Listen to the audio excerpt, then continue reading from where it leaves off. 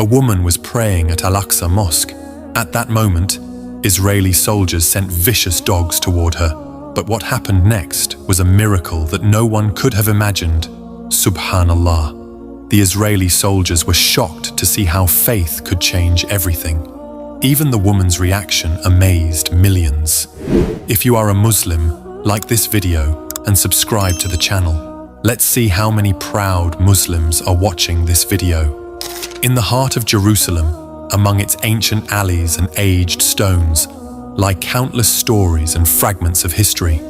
One such story belongs to a woman, Amina. She was a devout and God-fearing woman whose heart was filled with deep love for the Al-Aqsa Mosque. She had long nurtured the dream of one day offering prayer at this sacred place, but due to the occupying forces, that dream had become nearly unreachable, especially for women, who were often denied entry under various pretexts. Then came that miraculous morning, when Allah's mercy descended from the heavens. One early dawn, before the call to Fajr prayer, Amina woke up. She performed ablution and set out toward Al-Aqsa Mosque. The sky was still dark, and the cold wind brushed against her face, but her heart was burning with the warmth of faith. When she arrived at the main gate of the mosque, the occupying soldiers were stationed there as always. Women were once again being denied entry. Amina gently pleaded with one of the soldiers, "Please, allow me just a little time to pray." But the soldier glared at her with contempt and harshly replied, "No, go back home." Still, Amina did not give up. She knew Al-Aqsa was vast, with corners that perhaps escaped the soldiers' watchful eyes. Quietly, she slipped past and reached a secluded eastern section of the mosque. There she stood, preparing to pray. It felt as though angels surrounded her. She raised her hands in takbir and began her prayer with deep devotion and humility, as if the entire world had fallen silent. But it wasn't entirely safe. Suddenly, a young Israeli soldier emerged from behind a pillar, shouting angrily, "Didn't I tell you? Prayer is forbidden." He then reported through his walkie-talkie, "There's a woman praying near the eastern pillar. Everyone, come quickly." Within moments, several soldiers appeared. They mocked Amina. One said, "We'll teach you what happens when you defy orders." Another looked at his commander and said, "Let's release the Belgian dogs on her. That way, others will learn their lesson." The trained dogs were brought, lethal, ferocious, trained for violence. Their eyes burned like fire, teeth bared, ready to tear Amina apart. The commander raised his finger and commanded, "Attack her!" At that very moment, Amina ended her prayer, but she did not flee. Instead, she closed her eyes, raised her hands to the sky, and prayed, "O Allah, you alone are my trust. You alone are my deliverer. With your help I struggle. In your name I stand. Do not forsake me." Then, a miracle occurred. The very dogs that were moments ago raging with fury suddenly stopped. They didn't move forward. Instead, they sat down quietly. Then came an astonishing sight. The dogs looked up toward the sky, as if hearing something no one else could. Then they began to behave strangely. One dog bowed in ruku, then went into sujud. Another did exactly the same. Everyone was stunned by the sight. Those fierce, fearless dogs were now prostrating just like Amina. The soldiers stood frozen. They couldn't believe their eyes. One whispered, "Is this some kind of sorcery?" Another began to tremble in fear and awe. The commander again tried to give the order to attack, but this time, the dogs did not obey. Instead, when the soldiers approached, the dogs turned on them, growling ferociously and driving them away. A terrifying yet unbelievable scene unfolded. The same ferocious Belgian dogs that were unleashed on Amina were now chasing the occupiers themselves. Chaos spread across the city. Soldiers ran in panic as the dogs roared after them. Some tripped and fell. Others climbed onto military vehicles, desperate to escape. Meanwhile, Amina rose calmly from her prostration. as if nothing had happened. Her prayer continued without pause. The news spread like wildfire throughout the city.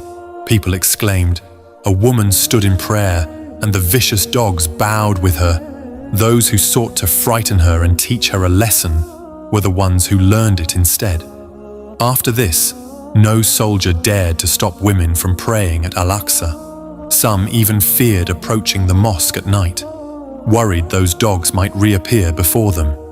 Amina was just a woman who wanted to pray in the house of Allah, but her faith transformed her into a force no weapon could defeat. She knew whoever places their trust in Allah finds in Him a helper, a protector. And when Allah wills something, He simply says, "Be," and it is. This event was etched into the walls of Al-Aqsa as a living testimony. This story proves faith is stronger than chains, and Allah can bless even His most humble servant with miracles that leave the mighty in awe. After the incident, a mysterious silence settled over the city. The soldiers had fled in fear, while the once fierce dogs returned to Amina, like loyal guardians at her side. Amina completed her prayer and stood up. The dogs surrounded her, as if waiting for her next command. She couldn't fully grasp what had happened, but her heart whispered. Allah Himself had been by her side. She slowly walked toward the mosque's gate, the dogs trailing behind her like shadows. Those who had witnessed the scene from afar stepped forward, as if to receive blessings from this remarkable woman. An elderly scholar asked in amazement, "Who are you, sister? How did you do this with the dogs?" She softly replied, "I am but a weak servant. I trusted in Allah, and He was my helper." At the nearby base, revenge was being plotted. The defeated soldiers gathered, fear in their eyes, awaiting orders. The officer shouted, "This woman! She's a witch! She must be stopped before she turns the people against us." They sent a disguised soldier to spy on Amina and found she lived in a Jerusalem alley with her ailing husband and young son. The plan was clear: strike the next night under the cover of darkness when no one would notice.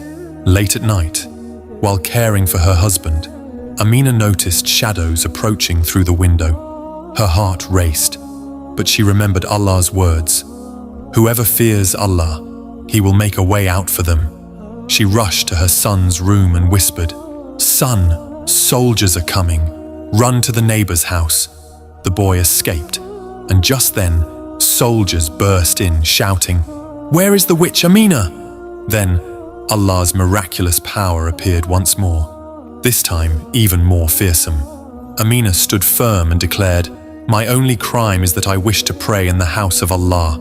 The leader sneered, "Your dogs won't save you today." They brought out a cage filled with savage dogs.